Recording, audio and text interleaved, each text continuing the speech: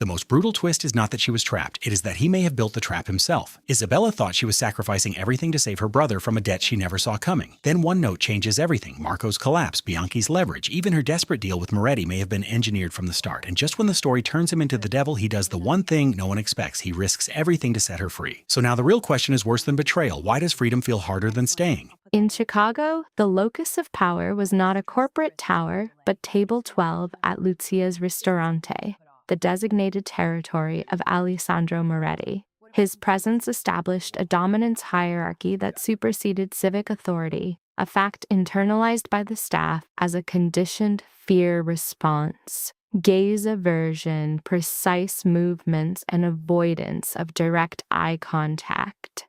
The subject, Isabella Rossi, exhibited an aberrant behavioral pattern. In response to a low-frequency verbal threat from Moretti, she initiated a direct confrontation, subverting the established social protocol. "Sir," her vocalization was controlled, "we don't permit that language in here." His counter, "Don't test your luck, little girl." A state of collective suspended animation ensued. The environment's ambient sound ceased. Lucia's itself was a controlled setting, designed to evoke a specific cultural milieu. For subject Rossi, it represented a nightly high-stress environment. She demonstrated advanced coping mechanisms, navigating social pressures from patrons and colleagues with practiced efficiency. Her affable demeanor was a constructed persona, a psychological armor masking a state of profound desperation rooted in extreme socioeconomic dissonance. At night, she catered to individuals for whom $1,000 was a trivial sum. Her diurnal routine involved visits to St. Jude's Hospital, where her sibling Marco received treatment for an unclassified ailment that had exhausted their financial resources. The resultant psychological burden from medical debt was the primary motivator for her high-risk tolerance. Marco represented her sole remaining familial attachment, intensifying her protective instincts. This desperation had manifested as a rigid, unyielding psychological core. The evening in question presented increased ambient tension, a factor that appeared to agitate the staff's baseline anxiety. A low patron evening correlated with heightened client expectations. The manager, Mr. Henderson, displayed his anxiety through nervous, repetitive actions. A colleague, Chloe, the subject's only noted social support, exhibited somatic stress symptoms, whispering, "He's on his way." The arrival of Alessandro Moretti consistently induced a dramatic atmospheric shift in the establishment. Auditory stimuli would decrease as a collective fear response was triggered. His public identity was that of a reclusive investor. His functional role, however, was as the apex of the Moretti criminal organization, the central control for the city's underworld. He did not schedule. He appeared. On this occasion, he was accompanied by Vincenzo Gallo, his primary enforcer, whose violent proclivities were palpable despite his attire.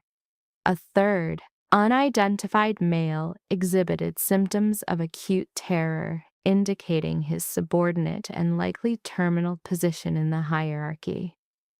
They occupied Table 12 within the subject's designated service area. Henderson delegated the task with clear fear-based avoidance. "Be quick and perfect." "I know the procedure, Mr. Henderson," the subject replied, her tone indicating emotional regulation. She engaged a breathing technique before approaching. "Good evening, gentlemen." Her vocal delivery was carefully modulated for neutrality. She employed gaze aversion, a learned protocol for such encounters. Gallo's response was nonverbal. The target, Bianchi, appeared near syncope. Alessandro Moretti remained motionless, his stare assessed by the subject not as sexual, but as a predatory, territorial evaluation. He was younger than his profile suggested, perhaps in his mid-30s. His facial structure was composed of angles that conveyed intimidation. A minor scar bisected his left eyebrow, the only noted asymmetry. "Your usual Mr. Moretti?" she inquired, maintaining her averted gaze. "My associate will order first." His voice, a low baritone with residual Italian inflection, was a study in controlled power. The associate, Salvatore Bianchi, ordered a regressive meal choice indicative of extreme distress. "And for you, Mr. Moretti?"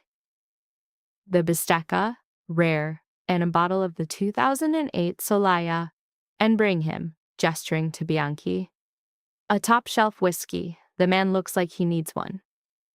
"Right away, sir."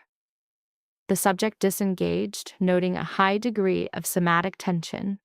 She perceived his sustained gaze as a form of non-verbal assessment. "He's watching you," her colleague noted. "He's looking through me," the subject corrected, demonstrating high situational insight. This was never about a meal. The stress at table 12 was a palpable environmental factor. Bianchi's ordered whiskey remained untouched. Moretti's motor control was precise and deliberate, suggesting a narcissistic belief in his own omnipotence. The verbal exchange was low, contrasting Moretti's dominant tone with Bianchi's escalating vocalizations of panic. The subject maintained her distance, attempting a dissociative state while experiencing acute sensory overload. The atmosphere was consistent with the pre-attack phase of a predatory encounter. Bianchi presented an envelope, a placating gesture Moretti ignored to assert dominance. Bianchi's vocal control finally failed, shifting to overt desperation. Salvatore Bianchi's appeal was a final, futile attempt to alter a predetermined outcome. Moretti's response, delivered at a low volume but with extreme coldness, reinforced the rigid, unchangeable rules of his organization. He framed Bianchi's attempted restitution as insignificant against the transgression of betrayal. His actions became ritualistic, transitioning from dining to sentencing. His flat affect and direct gaze delivered the verdict as he repeated his command with chilling softness. "Walk away." The subject's offense was not larceny, but a direct challenge to Moretti's authority, a narcissistic injury. Moretti's calm devalued Bianchi to an object for extermination. His whisper was a tool of psychological warfare, confirming the verdict. The glass in his hand became a conditioned stimulus for Bianchi's primal fear. The resulting mass panic froze the other patrons. Isabella, however, remained fixated on the aggressor's hand, observing the mechanics of controlled brutality. The act of violence was imminent. This public display would result in the subject's termination of employment, thereby severing the financial support for her brother, Marco. This thought acted as the primary trigger for her intervention. She moved with impulsive speed, crossing the 10 feet to table 12 in 3 strides, her arm extended, making physical contact by gripping Alessandro Moretti's wrist. The tactile sensation was of unyielding solid mass.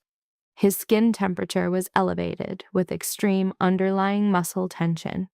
His hand, holding the weaponized glass, halted. A sudden, profound auditory void enveloped the room. The enforcer, Vinnie Gallo, initiated a threat posture, displaying shock. Salvatore Bianchi remained in a catatonic state. The subject, however, focused solely on Alessandro Moretti. He turned his head slowly, his gaze locking with hers. His expression registered not anger, but a deep, cold astonishment. The classic reaction of a narcissist experiencing an unprecedented challenge to his authority. He remained silent, his gaze fixed. He scanned from her face to her hand on his wrist, analyzing the source of the defiance. The subject's physiological response was acute tachycardia, with adrenaline-induced hyperfocus on his facial details. Her cognitions confirmed the self-destructive nature of her action. She understood he possessed the capacity to destroy her life and threaten Marco. Yet her thoughts were compulsively fixed on images of her brother's illness and her financial precarity. This employment was her only means of survival, a resource she defended against this apex threat. "Sir," she began, her vocal cords trembling but her tone firm. "That kind of language is not permitted here." A micro-expression of tension appeared near Moretti's scar, indicating suppressed rage. The subject's grip did not yield. The power dynamic was momentarily, surreally inverted. "Our other patrons are disturbed, my co-workers are frightened, and I am about to lose my job because of you." She decreased their interpersonal distance, lowering her voice to a direct, confrontational whisper meant only for him. "Your classification is irrelevant to me, and his impetus for provoking you," she gestured toward Bianchi, "is not my concern. You will not conclude this matter in my establishment. Do not test me." Her decree sent a paralytic shock through the room, inducing a silent stasis. "Do not test me," she reiterated, the ultimatum unequivocal. Finally, Vinnie Gallo intervened. "Release him," he ordered, the metallic sheen of a firearm visible in his jacket. "Vinnie," Moretti stated. The voice was low, but the name impacted with concussive force. Vinnie froze, his grip fixed on the weapon. Alessandro Moretti's clinical focus then returned to Bella. His gaze conducted a slow, methodical inventory of her facial cues. He observed her eyes, a volatile fusion of hazel defiance and profound terror, with a third unclassifiable element. He noted her mouth, compressed into a rigid, determined line. He could register her fear, the frantic tachycardia in her carotid artery. Yet he also perceived an unyielding refusal to psychologically collapse. Her fingers maintained their unyielding pressure on his wrist. He had confronted armed assailants. Adversaries had threatened him. Authorities had pleaded with him. But no server had ever directly challenged him. He had never been issued a warning. The corner of his mouth twitched. It was not a smile. It was a far more disquieting expression. It was clinical interest. His fingers, with deliberate precision, uncurled from the glass. It dropped from his grasp. Bella, anticipating a violent reaction, maintained her grip. The glass descended 2 inches, landing on the linen with a soft, muted impact. It remained intact. Only then did she retract her hand as if from a heat source. Moretti methodically massaged the flesh her fingers had compressed. He assessed Bianchi, who was still emitting quiet sobs. "Depart," he commanded, his voice devoid of affect. "Vanish, Salvatore, before my patience erodes, along with your payment." He tapped the envelope. A contemptibly small figure. Bianchi seized the envelope and fled his seat, stumbling in his haste to withdraw. He ran from the establishment without his coat, the door's slam echoing like a gunshot in the profound quiet. Moretti's attention reverted instantly to Bella. Other patrons resumed speaking in hushed, anxious vocalizations. "From the kitchen," Mr. Henderson observed, his face a pallid mask of abject fear. Bella held her position, her hands clenched into fists. She had either secured a victory or authorized her own termination. The distinction was perilously fine. Moretti reached inside his coat.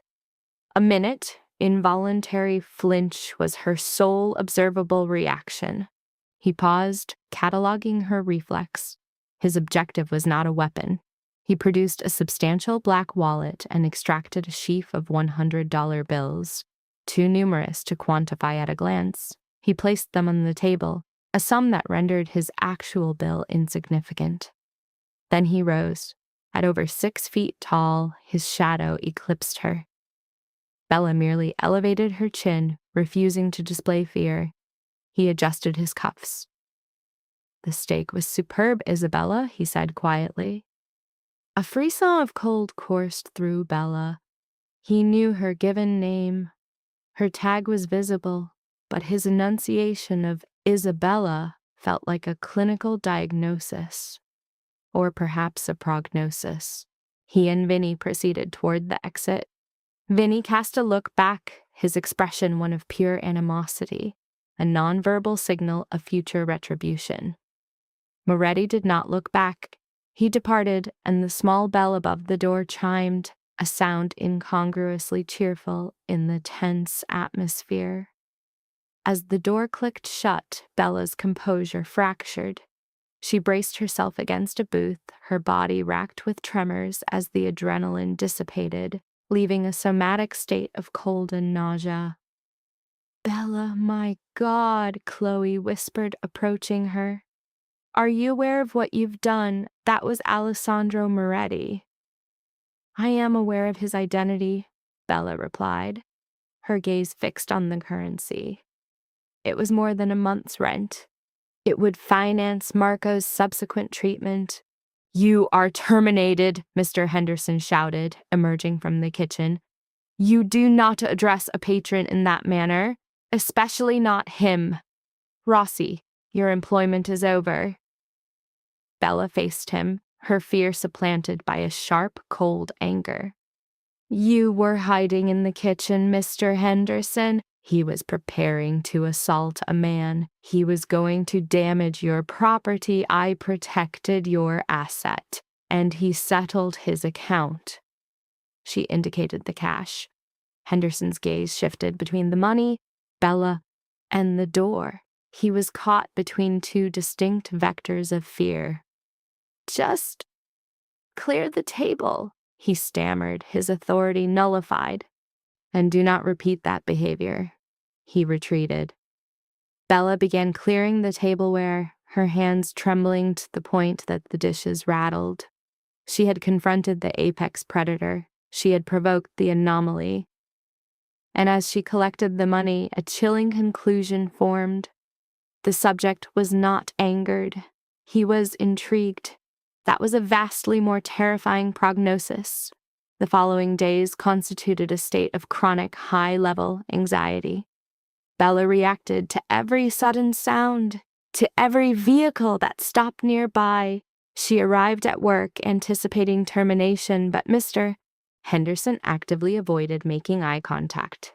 She walked home anticipating an ambush from the shadows, but her commute remained routine, marked by ordinary urban acoustics. Nothing occurred. That was the most unsettling variable. The silence from Moretti's sphere of influence was more menacing than any overt threat. It felt like a predator, coiled and poised. Her confrontation at Table 12 became a piece of workplace folklore. They began referring to her as La Leonessa, the lioness, outside her range of hearing. Chloe simply observed her with a mixture of awe and terror. "I cannot process how you are not deceased," she would state while refilling salt shakers.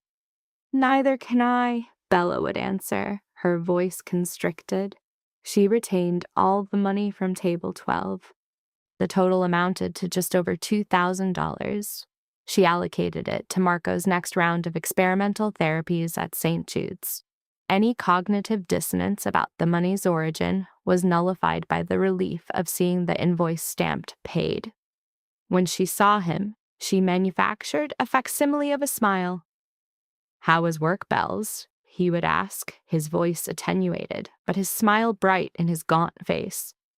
"Productive, Marco. A good night. I received a very large gratuity." She stroked his hair, a sensation of petrification in her chest. "You must concentrate on recovery. I will manage everything else." "You're the best, Bells. I don't know what I would do." "Shh. Do not verbalize that," she said, her smile feeling brittle. "I am here for you. The deception had a toxic, cognitive aftertaste. She possessed no safety measures. She was in a precarious state, fully aware that Alessandro Moretti controlled the outcome. 1 week later, on a Thursday, he returned. The restaurant was at capacity. Bella was transporting a full tray when she registered it. A palpable shift in the room's ambient energy. She scanned the area. He was standing near the host. He was alone. No Vinny, no entourage. Merely him, in a charcoal suit that likely exceeded her vehicle's value. The hostess, a university student named Sophie, was visibly trembling. "Mr. Moretti, what a pleasure," Mr. Henderson said, approaching with pronounced, anxious deference. "A table for you, sir? Our finest, if you would follow me." "No." Moretti's single word severed Henderson's obsequious speech. His gaze bypassed the manager, scanning the room until it located her. He established eye contact with Bella, and a faint smile manifested on his lips. "I will wait for one of her tables." The tray in Bella's hands suddenly acquired a psychogenic weight. He was requesting her specifically. A family-occupied table 12. The only vacancy in her section was a small 2-person table near the wall. "Of course," Henderson stuttered. "Table 9. Isabella, you have Mr. Moretti at table 9. Bella gave a curt nod, her expression a neutral, professional mask. She delivered the entrees, retreated to the kitchen for a regulatory breath, and re-entered the tense dining area. He was already seated, one leg crossed, examining the wine list with the demeanor of a typical patron. As she neared, he looked up. "Isabella," he murmured, his voice a low resonance. "A pleasure to see you again. I am gratified Mr. Henderson possessed the foresight to retain you." The statement confirmed his surveillance. He was aware of the termination attempt. He knew the entire sequence. "Good evening, Mr. Moretti," she managed, her notepad poised. "May I bring you a beverage?" "A 97 Brunello.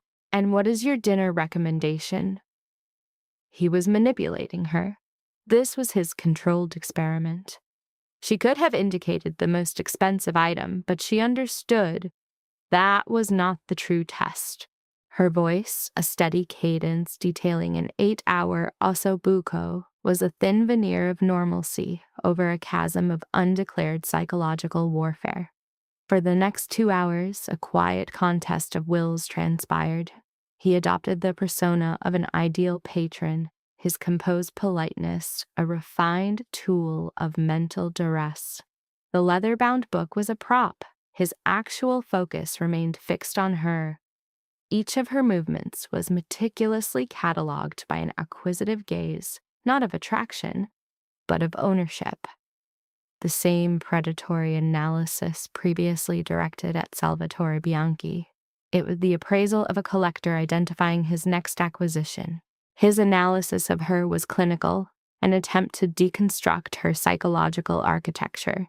He clearly derived satisfaction from the ambient fear he projected, a low-frequency dread that saturated the room. At the conclusion of the meal, she presented the bill. He closed the book and posed his primary research question. Her motive for intervening.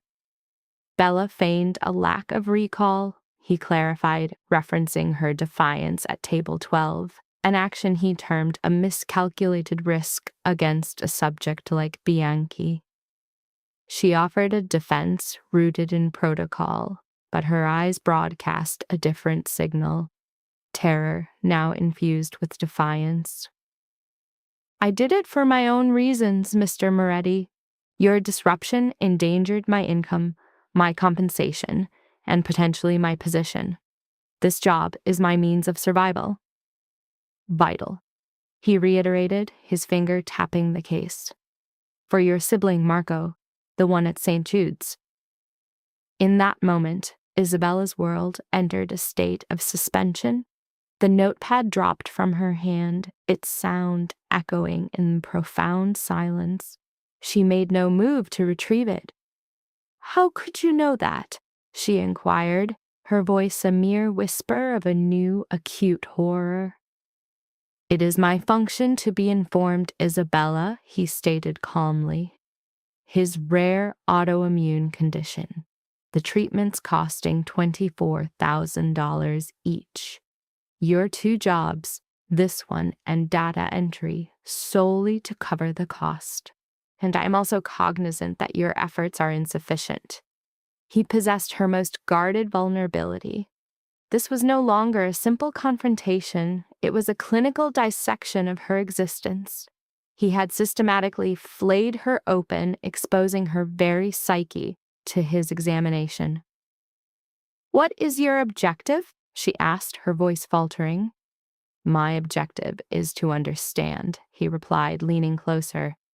"You had the greatest potential for loss in this room, yet you alone chose to defy me. You placed your hand on my arm, you denied me.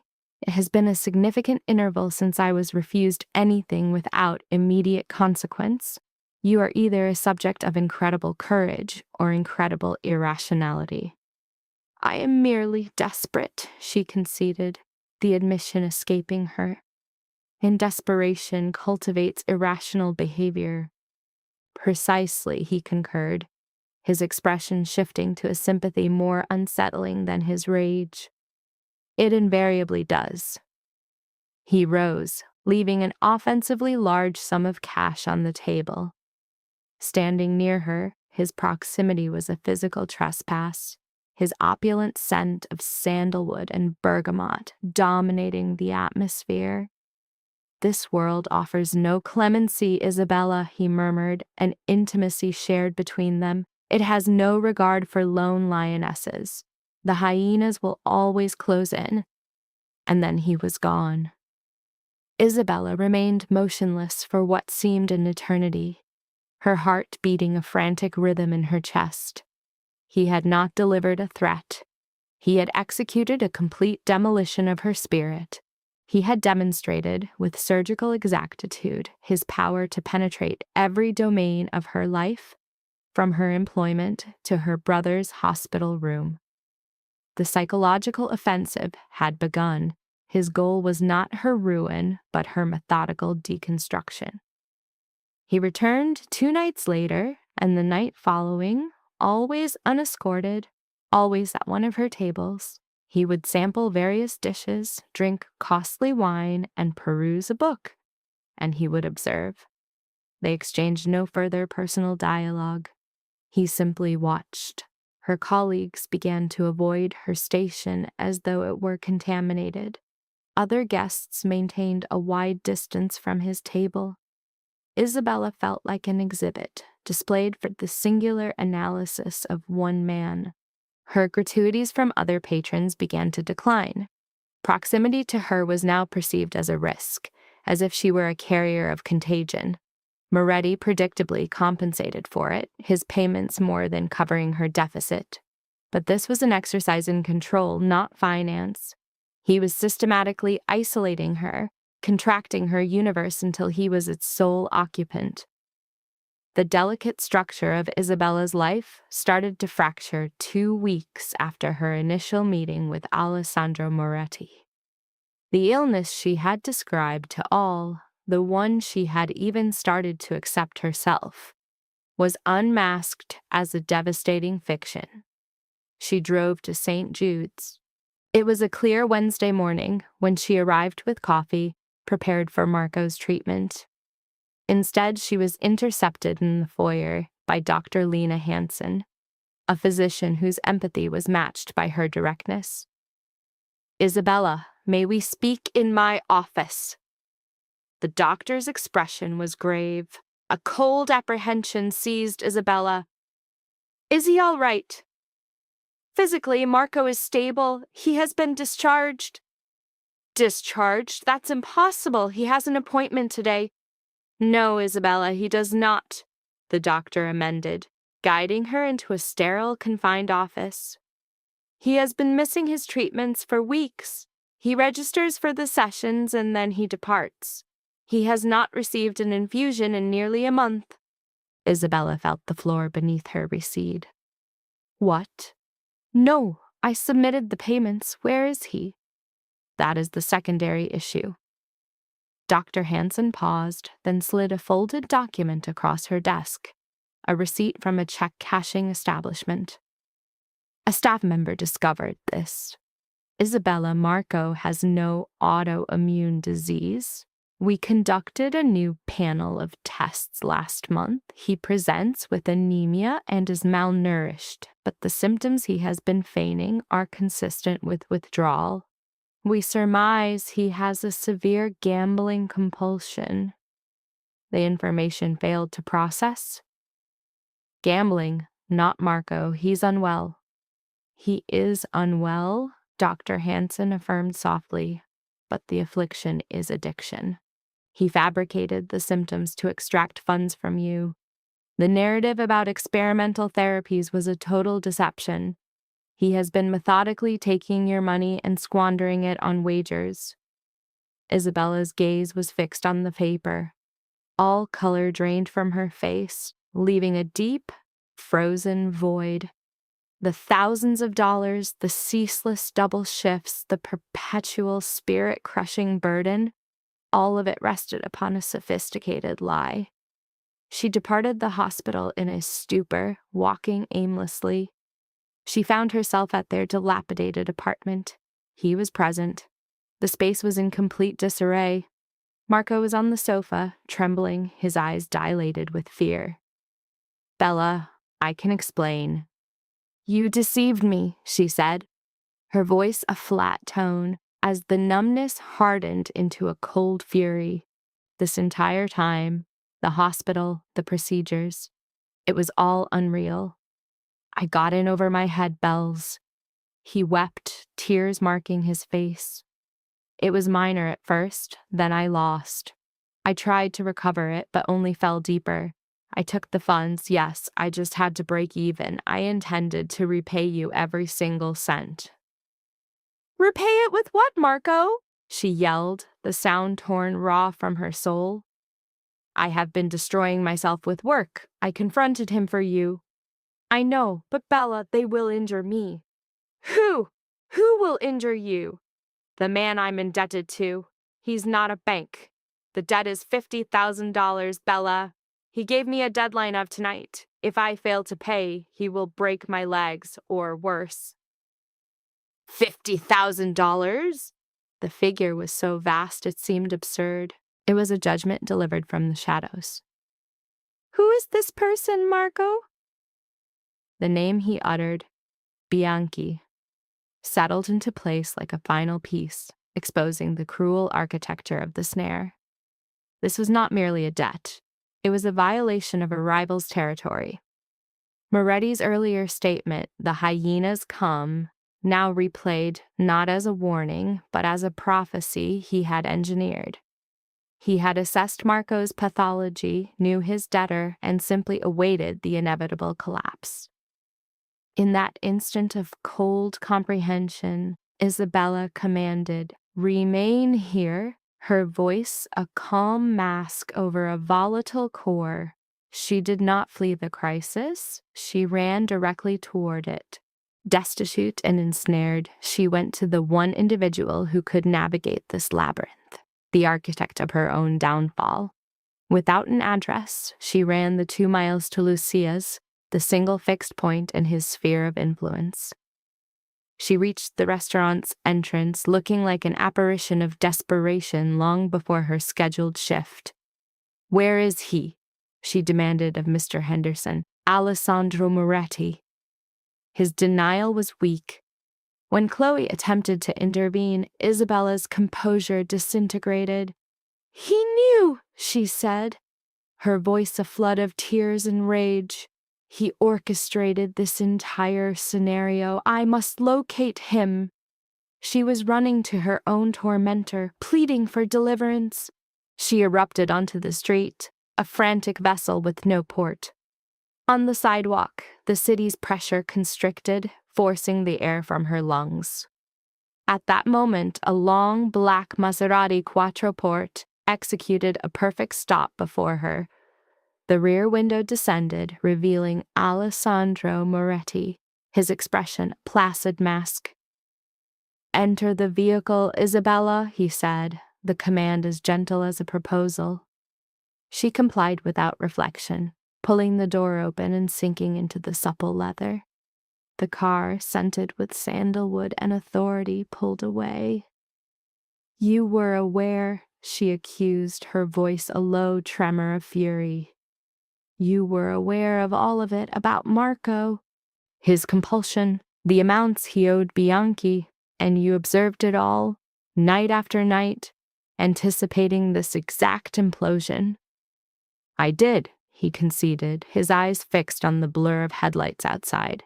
"You permitted this to happen. You could have intervened."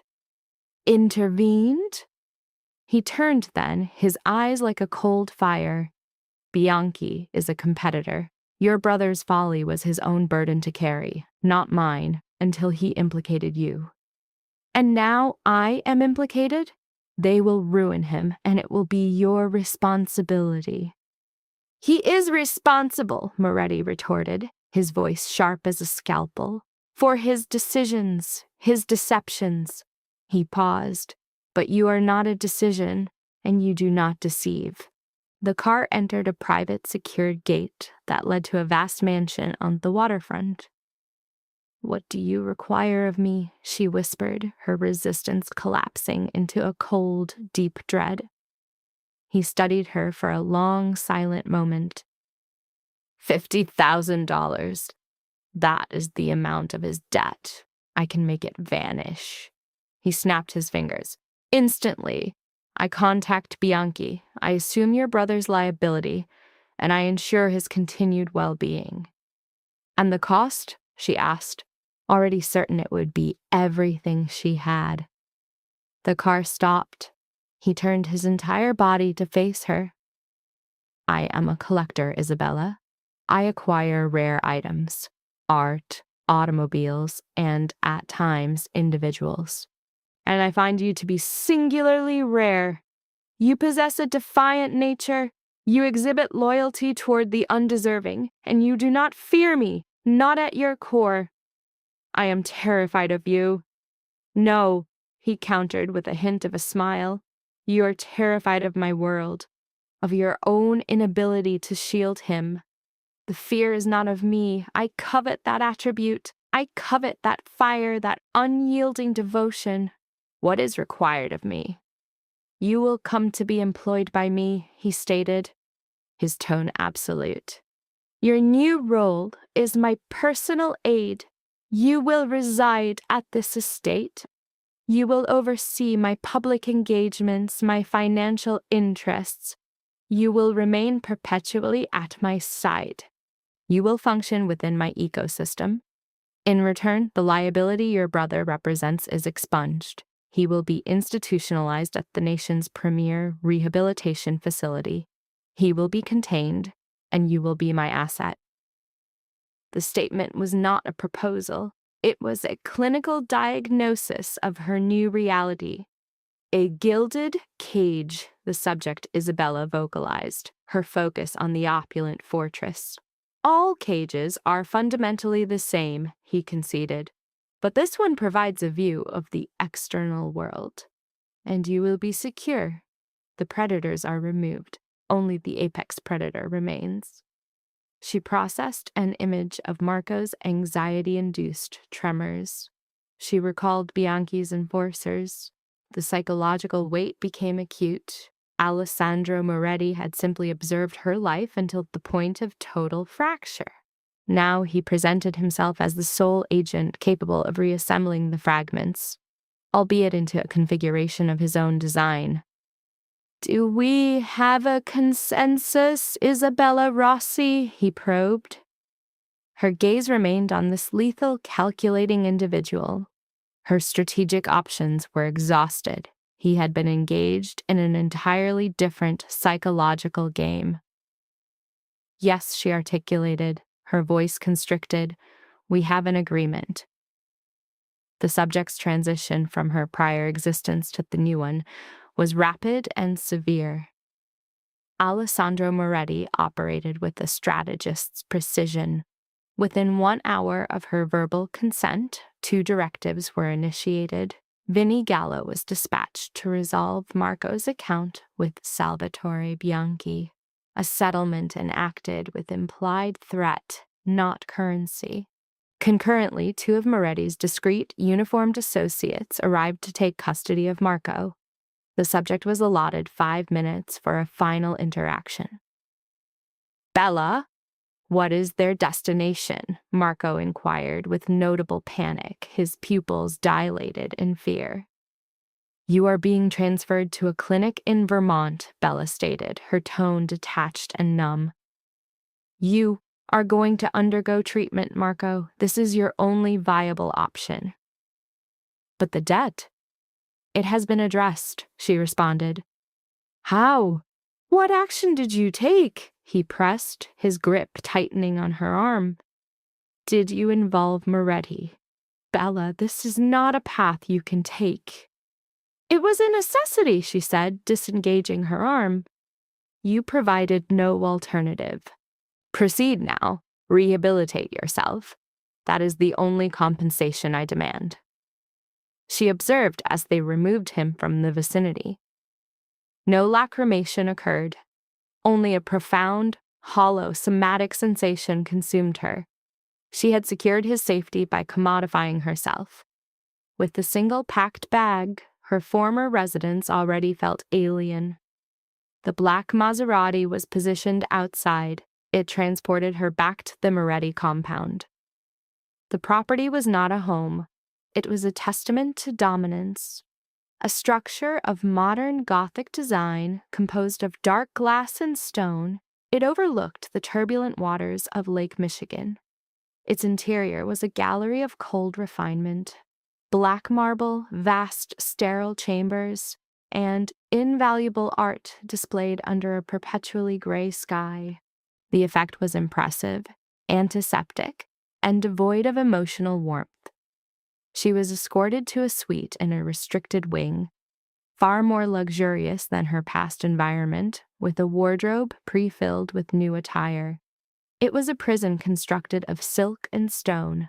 Her initial day was a dissociative haze. She was introduced to Mrs. Petrova, the stern housekeeper who managed the estate with subdued authority and regarded Bella with overt suspicion. She was provided with a laptop, a new mobile device, and a significant volume of documentation. "You will manage my public-facing concerns," Alessandro declared to her, from behind his immense, uncluttered desk. The office was defined by a polished desk and a panoramic window that framed the lake. "Board meetings, philanthropic events, my travel logistics, you will function as the barrier between me and the legitimate world." "And your illegitimate concerns?" she risked asking. A minor muscle spasm in his jaw. "Vinny oversees that domain. You will have no contact with it. Your record will remain clean. That is a protocol. I am meticulous about compartmentalizing my spheres of influence." But they were not compartmentalized. They intersected. The individuals in his logistics meetings had the same affectless expressions as Vinnie Gallo. The charity galas were ostentatious exhibitions of power where notable attendees exchanged tense, superficial smiles. Bella soon deduced that her role was not administrative, but surveillance. She was positioned to be his shadow. Her psyche, conditioned for chaos, recalibrated with unusual speed. She developed the ability to anticipate his behaviors, to interpret micro-expressions, to discern when to speak and when to become unobtrusive. It was then that Sophia Carbone manifested. The progeny of a New York family head, she had, in Vinny's assessment, been orbiting Alessandro for years. She was a striking woman with dark hair and a collection of aggressively sophisticated clothing. She moved through the compound with a sense of ownership and appraised Bella as if she were a specimen. "Alessandro, my dear," Sophia vocalized, entering his office as they were reviewing documents. She ignored Bella entirely, leaning over his shoulder, her hand positioning itself on his chest. "You've been unresponsive to my communications. I was operating under the assumption that we had an arrangement." "I have been occupied, Sophia," Alessandro replied, his focus fixed on the papers, his posture becoming rigid. He repositioned her hand. Sophia's hostile gaze shifted to Bella. "Distracted by the new acquisition?" she sneered. "She has the scent of indigence." Bella flinched internally but maintained her composure. "Isabella is my associate and demonstrably more competent than your previous three," Alessandro stated, his tone glacial as he physically removed Sophia's hand. "We are occupied at the moment." The dismissal was incisive and unambiguous. Sophia's expression hardened, her smile dissolving. She directed a look at Bella that promised future conflict. "Of course, dear. Strictly business," she purred, her eyes cold. She exited with a calculated flourish. Bella immediately analyzed the interaction. "You should exercise caution with her." "Sophia is an adolescent in expensive attire," Alessandro dismissed. "She is a predator with her father's backing," Bella countered, surprising herself. That glimmer of clinical interest reappeared in his eyes. "You perceive that. Excellent. She is a variable I will manage. Now, regarding these shipping manifests," he was recalibrating his assessment of her, elevating her from asset to consultant. Fear was being supplanted by detached analysis. She was assimilating his cognitive patterns. Yet the primary risk was their constant proximity, collaborating late into the evenings. She observed the dominant figure and also the fatigued human entity beneath the persona. During extended sessions in the library, they engaged in dialogue, not about their professional arrangement, but on literature, the city, on any subject but their dynamic. A potent interpersonal current developed, a magnetic pull she actively resisted.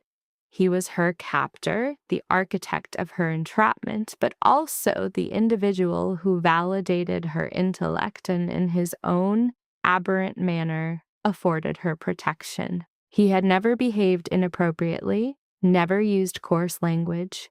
Their contract was predicated on service, not intimacy. Yet the atmosphere was saturated with unstated tension. On a turbulent night, as the window panes rattled, he posed the question while observing his drink. "You no longer exhibit fear of me, do you?" "I have merely acclimated to your presence," Bella countered, closing her laptop. "That is an evasion."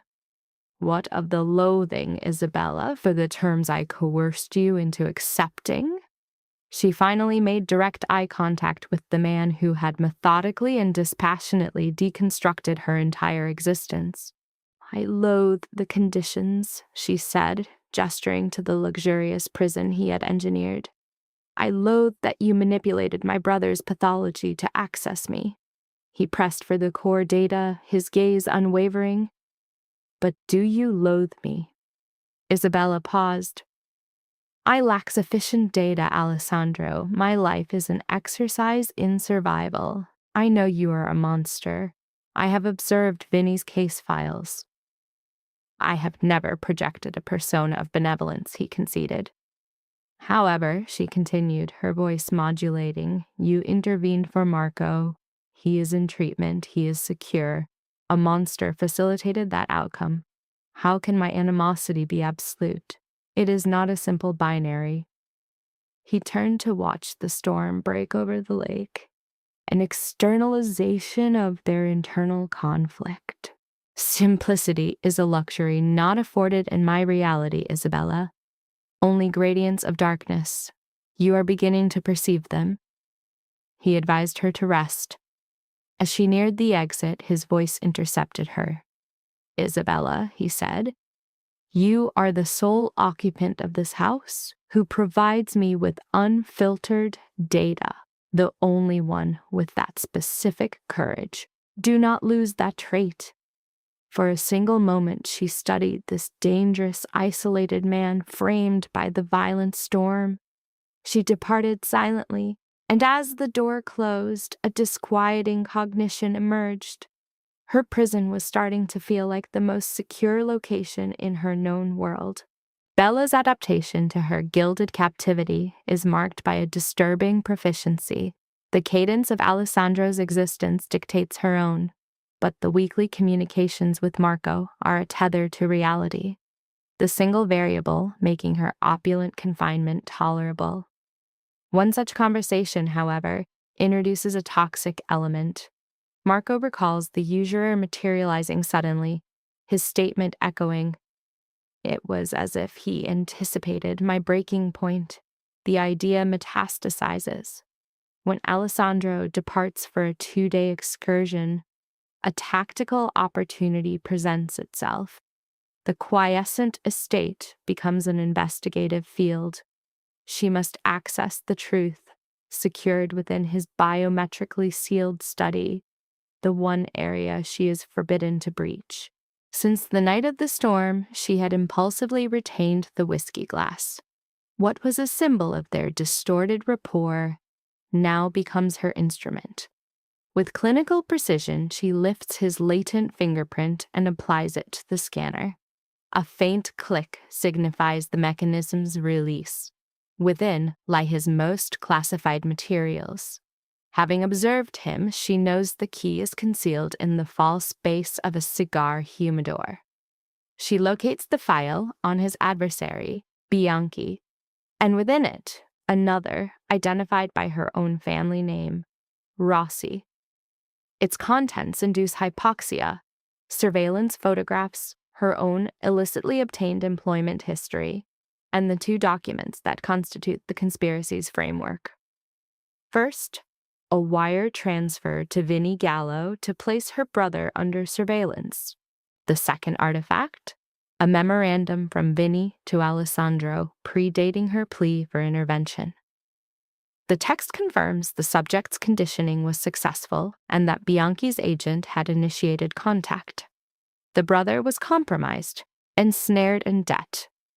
Bianchi would perceive a victory, gaining his leverage while Alessandro acquired her. The subject's foundational worldview fractures. This was not a tragic coincidence, but a meticulously executed psychological demolition. As a cold rage escalates, the sound of the front door signals Alessandro's early arrival. She moves to confront him, the document held like a weapon. "You deceived me," she verbalizes, her voice evidencing acute betrayal trauma. The phrase, "you get her," does it register? Alessandro's expression becomes a placid, unreadable mask. A denial is notably absent. "You've been in my study.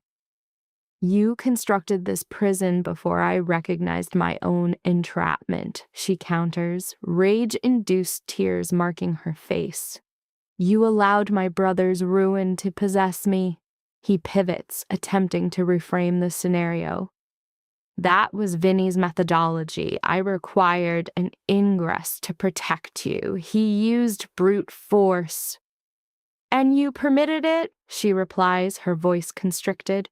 His secure phone activates before he can respond. He answers, his posture becoming rigid. "Explain, provide location. I am en route." Terminating the call, his features harden. "Vinnie, Bianchi understands he was manipulated. He believes you were complicit. He has acted to settle the ledger." "What are you articulating?" "He's taken Marco from the rehabilitation center." Bianchi had deconstructed the ploy and seized Marco as collateral. His terms a simple trade. Bella's life for her brother's. Alessandro's resolve is absolute. "I do not negotiate for my property." As he and Vinny mobilize for an assault on the Kenosha docks, Bella stands firm. "He is my kin. I am coming." She is instructed to remain in the vehicle, the silence persisting until a single rifle report penetrates the night. She exits the vehicle, entering the chaos. A sniper's laser designates a point on Marco's chest. "No!" The vocalization is involuntary. Alessandro moves with startling speed, positioning himself as a human shield for Marco, as Vinny permanently neutralizes Bianchi. In the subsequent extraction, Alessandro places 2 passports and a wire transfer confirmation in her hand. "Go to Italy. Fabricate a new existence. It is my only means of guaranteeing your safety." He is offering emancipation. On the tarmac, with a private jet idling, Bella assists Marco up the stairs. She is unchained. Yet she falters, her focus returning to Alessandro. The decision hangs unresolved. Her brother is secure. A new life is possible. And the architect of her captivity, the man who bled to dismantle it, observes her departure. He remains motionless. He has restored the one thing he vowed she would never again possess. A choice. The world or him. The case does not conclude here. Which is the prognostically sound path? To accept the offered liberty and disappear, or to revert to the compelling pathology she now understands? This is the fulcrum upon which the psyche is reconstructed. If you feel compelled to observe the subsequent stages, if the paradox of Isabella and Alessandro has embedded itself in your thoughts, then join this analysis. Register your engagement with a like, share this case file with others who examine moral ambiguity, and subscribe. We analyze every comment, so offer your diagnosis. Where does her psychological trajectory lead? It is a question we are to resolve together.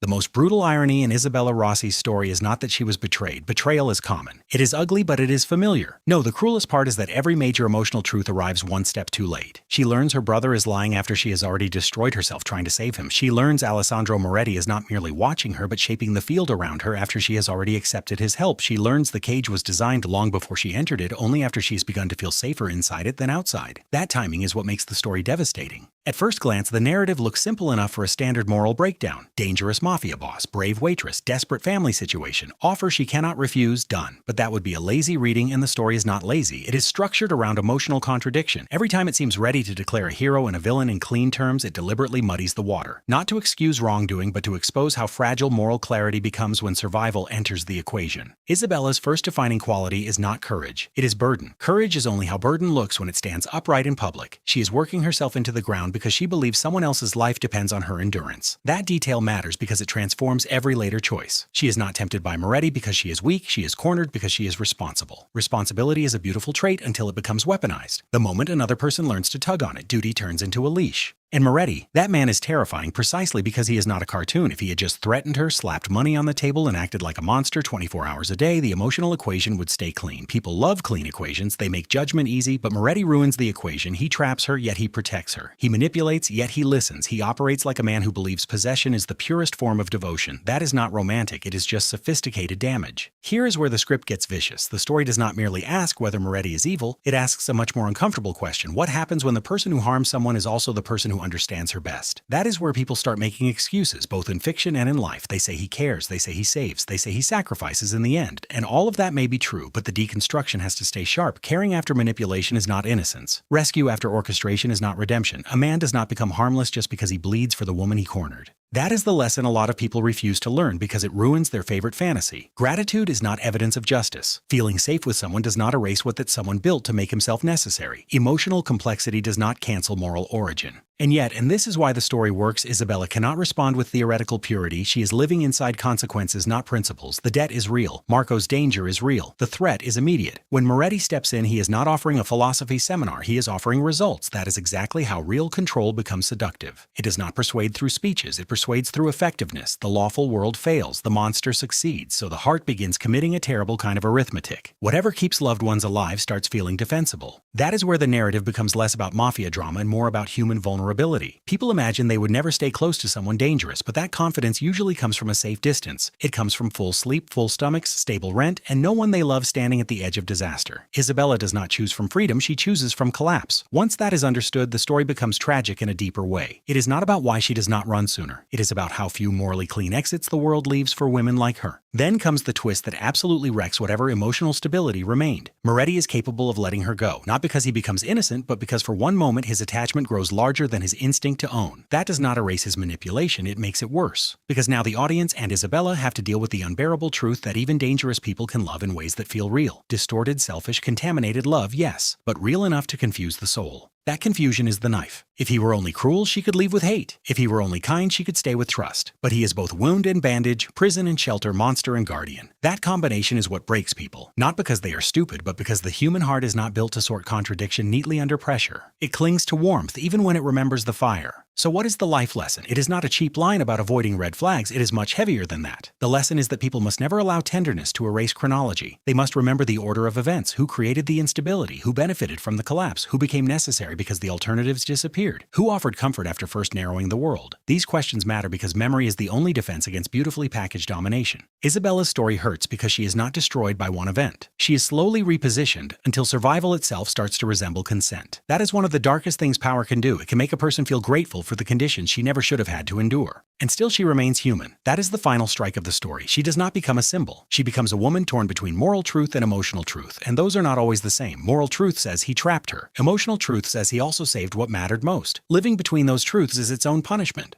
That is why this story lingers. It understands that the deadliest relationships are not always the ones built on obvious lies. Sometimes they are built on real feelings planted in poisoned soil. And once something grows there, tearing it out does not feel like freedom. It feels like losing the only thing that ever bloomed in the dark.